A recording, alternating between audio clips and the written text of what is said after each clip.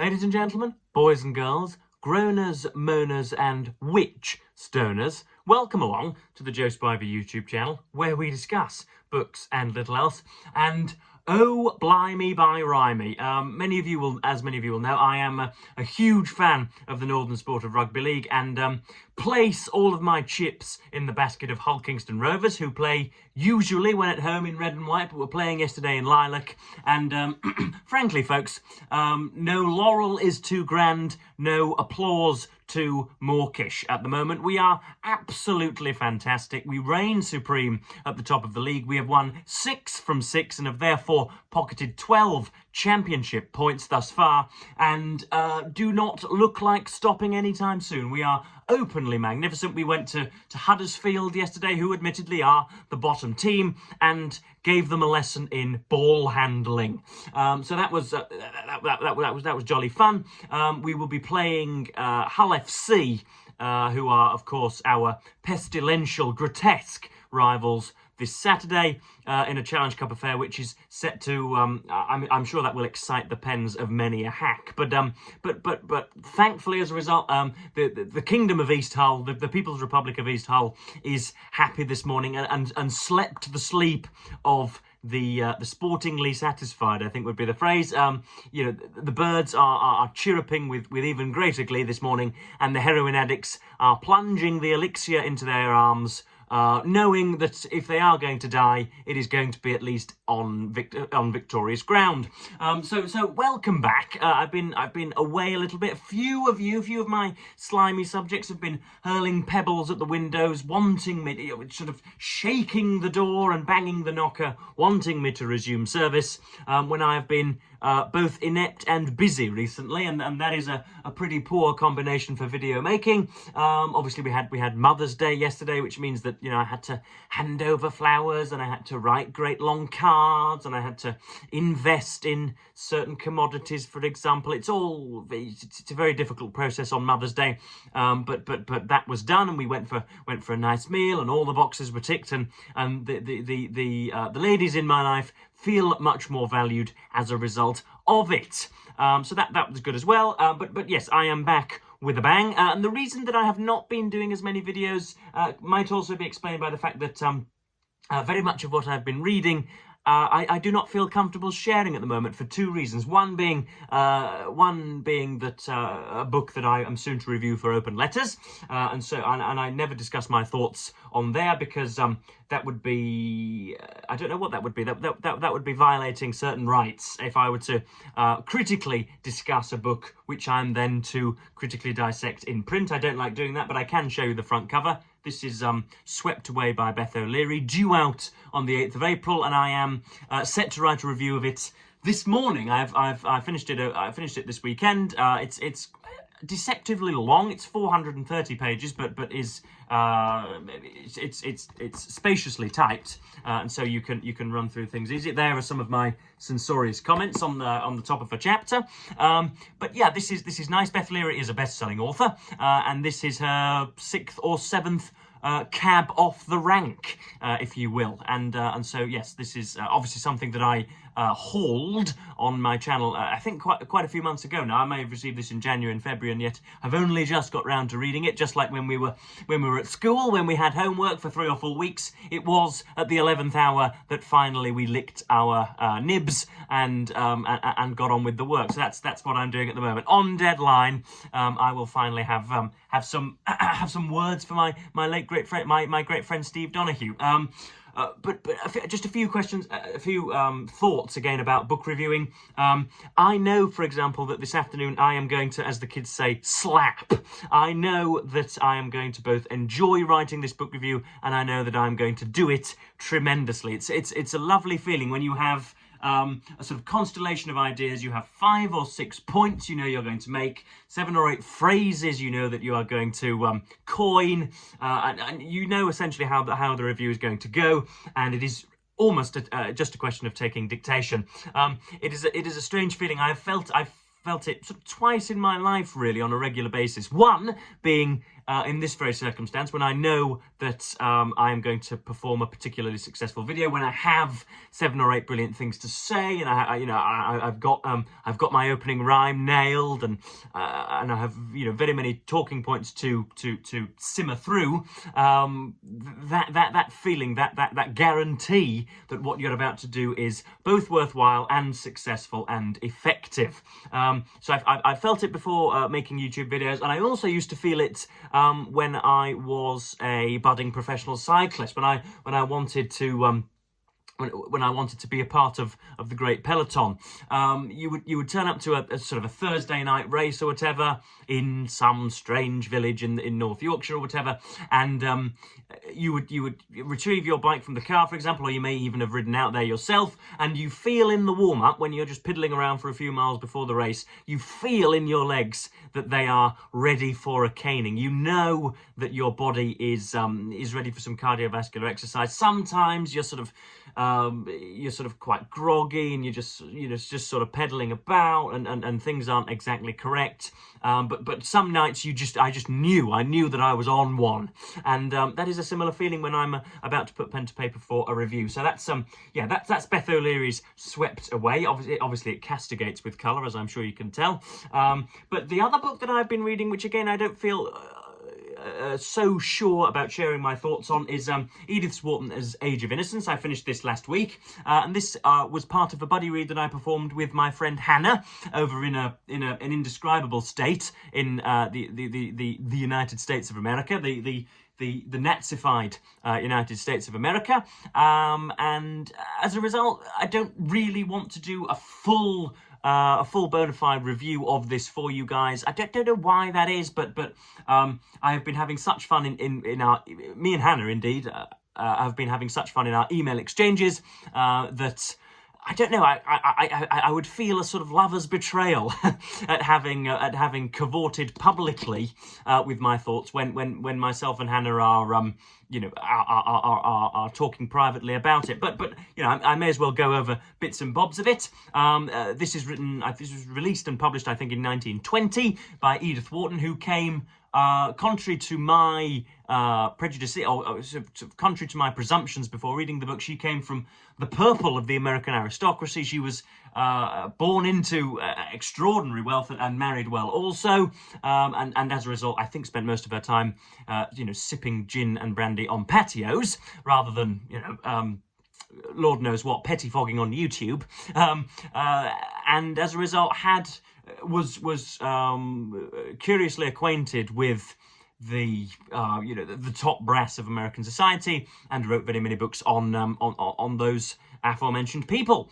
And so, this is set largely or entirely in New York, and we have Newland Archer, who not officially, not nominally, but sort of spiritually is betrothed to, again, somebody whom we initially feel to be rather demure, rather skittish, rather shy, and rather cowering and reserved, May Welland, who is part of a much a much more complex wheel, a much more complex family.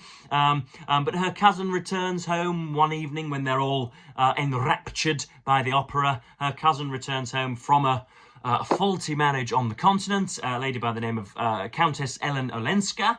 She, of course, has married the Count Olensky. And things have not gone well, and she has travelled back west across the shifty Atlantic to be with her family once more, and all sorts goes on as a result. Now, reading it with Hannah is a special experience, as I'm sure you're aware. Any of you guys who have already subscribed to her channel will know that hers is a knowledge and intelligence indefatigable, inexhaustible to us mere mortals. Usually when you're reading a book, there's a sort of main thematic thoroughfare. You think, right, this is about woman X and man Y, and this is the reason for broad suspicion, and that's the main sort of trammel line. That's the main thoroughfare of the book. There might be sort of one or two sort of grotty side streets here or there, but generally there is one theme and one portion of ground to cover, and that's about it. My analyses, and I'm sure many of your analyses, are limited in that fashion. And yet, when you're when you're conducting an email exchange with Hannah, suddenly a whole new world comes up before you. Suddenly, when before you were reading a book and it was a sort of a provincial town in the north of England, suddenly it is a Chinese conurbation, huge whacking streets, great high-rise buildings, and you'll be going down a sort of a quiet little what looks to you to be a quiet lane, and then suddenly another bright suburb will occur. She provokes like few other people with whom I've had bookish conversations, and all of a sudden you're alighting upon different things that you would hitherto disregarded when reading it. She opens the mind. She is a fantastic reader, and ought to be commended for that. So thank you, Hannah. I may as well address you directly. She's been a little busy dealing with deadlines of her own, so we haven't yet done a video together, or we haven't yet sort of publicised our thoughts on the book. But I very much enjoyed it, and it had me by the short and curlies by the end. Edith Wharton definitely had me in her palm, and I shall be pouncing upon anything else she has written. Whenever I'm stalking second-hand bookstores in these British Isles, so or indeed abroad, whenever I go abroad, whenever indeed Keir Starmer lets me out of this country. But yeah, something, of course, this is a hearty recommend. Of course, you have the question of innocence and what innocence might compel, and what innocence might be defined as, and how that is dealt with by Miss Wharton. And yeah, as I say, just splendidly productive debates that myself and Hannah have had in our inboxes, and I can't wait to buddy read again with her. So that's jolly good. I've realised that I've only done 11 minutes 30, and I seem to have tired of material. I don't know why it is. Was there something else that I wanted to? There was something else I wanted to discuss. Goodness me, it's just come to me.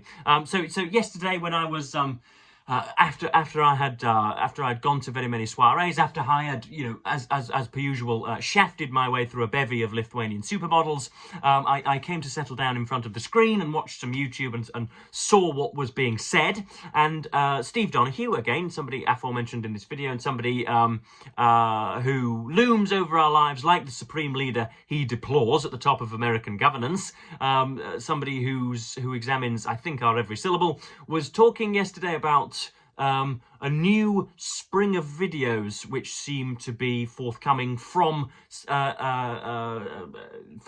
more popular channels, from channels with perhaps 15 or 20 or 25 or 30,000 subscribers, who are telling their viewers that Booktube is, for whatever reason, a less satisfactory experience than they had before noted. In other words, things are going wrong. They usually cite what should we say, meretricious tropes. They usually think that they usually assert that Booktube is destroying their reading life, that it's far too competitive, that it's ruefully quantified, and that people only care about reading 400 books per annum. They usually talk about the difficulties in the comments section, and how overall how unsatisfying and dissatisfactory the whole experience has become. Now, I share Steve's thoughts. This is very rare. We usually butt heads on very many subjects, but I share Steve's suspicions that it is done entirely for clickbait and entirely to sort of what should we say, rope in very many more viewers than they already have. I think, like with most of these people, it is done for personal remuneration or for self-aggrandizement online. I don't know how honest they are being. I haven't myself seen these videos pop into my feed. Whether that's because my YouTube feed is a lot less bookish than you would imagine, folks. I read books on the bed and then consult maybe a dozen channels, but other than that, I'm not like Steve and Hannah and Aaron Facer and lots of other channels will one day sort of mention a random name which I've never heard before. I will look at their channel for 2 or 3 videos, decide that it is not to my liking, and then move on. Lots of my YouTube stream is politics and celebrities being dunked in purple ooze of a Saturday morning, and sport, and that's probably about it, I should imagine. Not much at all. Sort of podcasts from D-listers and all that type of stuff. So I don't often get these videos into my feed. But Steve asked a question. He asked us, Booktube creators and consumers, how very fickle it is for me to call you a consumer, but that would be what YouTube would like me to define you as.